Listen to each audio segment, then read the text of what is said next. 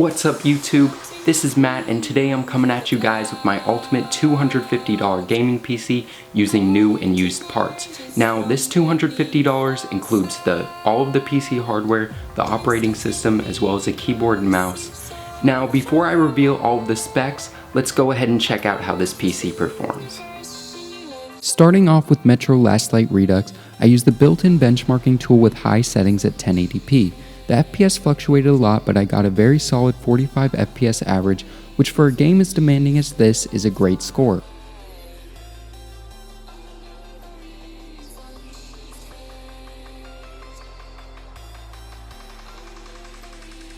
Moving on to Middleearth Shadow of Mordor, I again saw a lot of FPS fluctuation, but saw an average in the mid to low 40s most of the time, with it sometimes dropping into the high 30s and sometimes being in the upper 40s and even lower 50s. This FPS fluctuation may be a problem with the amount of RAM in the system, which I will discuss in a little bit.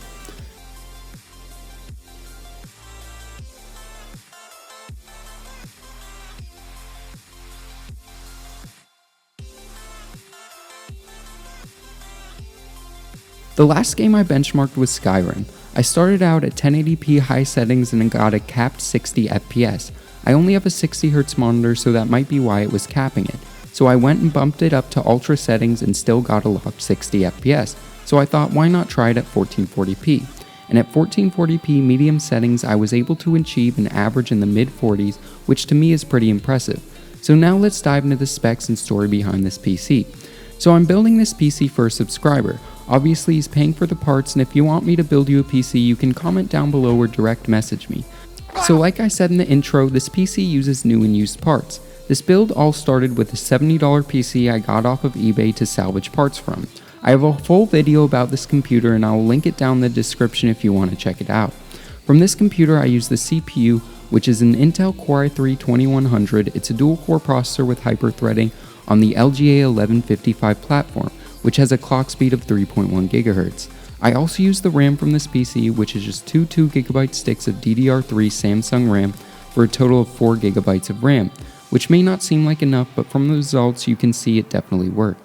The hard drive was the last piece I used from this computer, which is a 250GB Western Digital Blue, and what I think the best part of this eBay PC was that it came with Windows 7 pre-installed.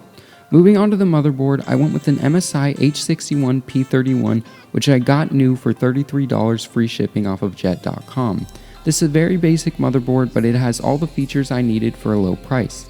For the graphics card, I went with the GTX 750 Ti 2GB card from Zotac, which has provided a surprising amount of graphical power for this build.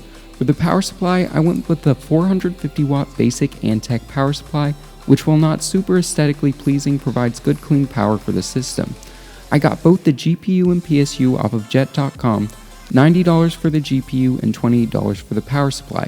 For cooling the CPU, I went with the stock Intel cooler, which I got for $5 new on eBay, and all these parts are wrapped up in a DIY PC N8BK I got off of Craigslist for $20. I also was able to pick up a keyboard and mouse for $3 at a thrift shop, which is something people wanted to see me include in my last build, which puts me at a total of $249, just shy of the $250 mark. So yeah, that wraps this video up guys. If you enjoyed it, go ahead and give this video a thumbs up, as well as consider subscribing. And this is Matt from Tech by Matt, signing out.